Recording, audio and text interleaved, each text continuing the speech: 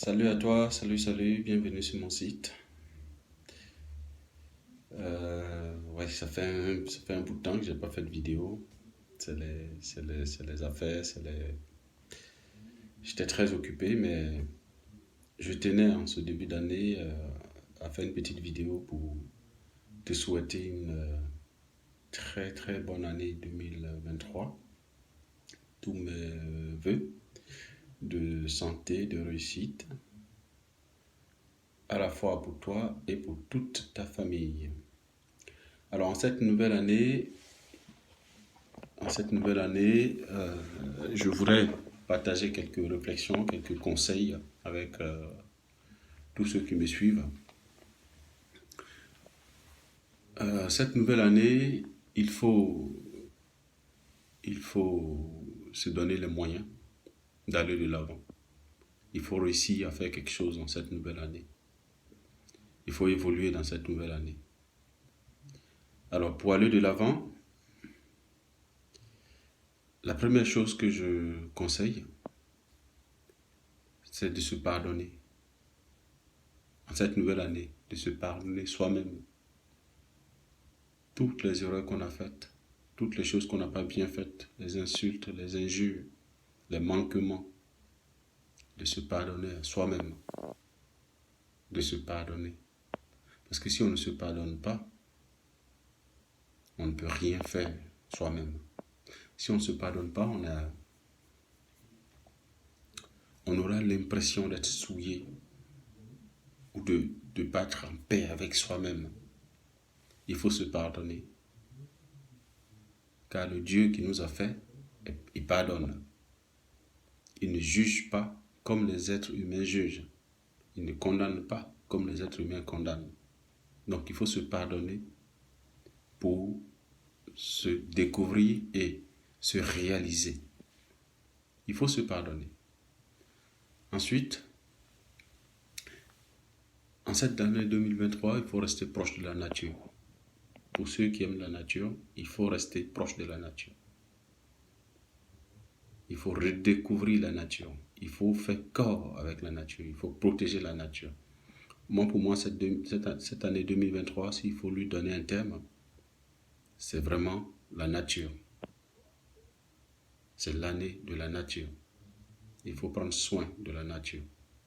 Il faut prendre soin de la terre. Donc, en cette nouvelle année, il ne faut pas se donner des limites. Il faut rêver, il faut oser. Il faut aller plus loin dans ce qu'on a fait en 2022. Il faut faire plus.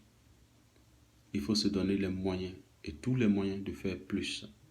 Donc, pour cela, il faut se donner des objectifs à très court terme, à moyen terme et à long terme.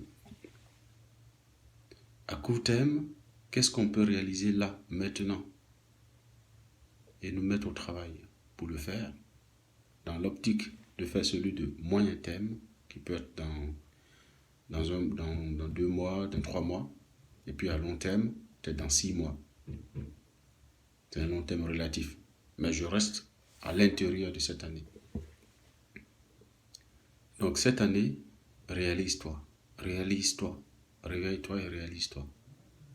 Fais monter des choses, dessine des choses, donne forme à des choses. Fais travailler ton intelligence, ton courage. Prends goût au travail.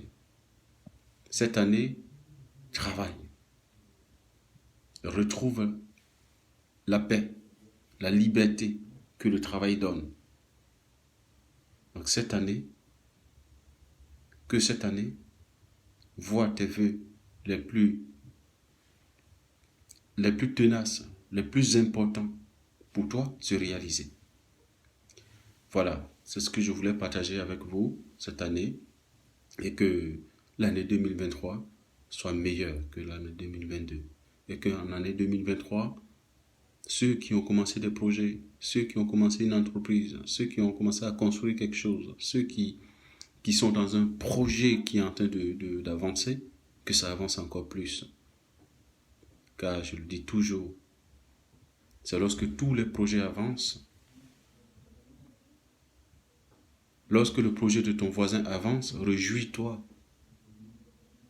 Réjouis-toi pour lui.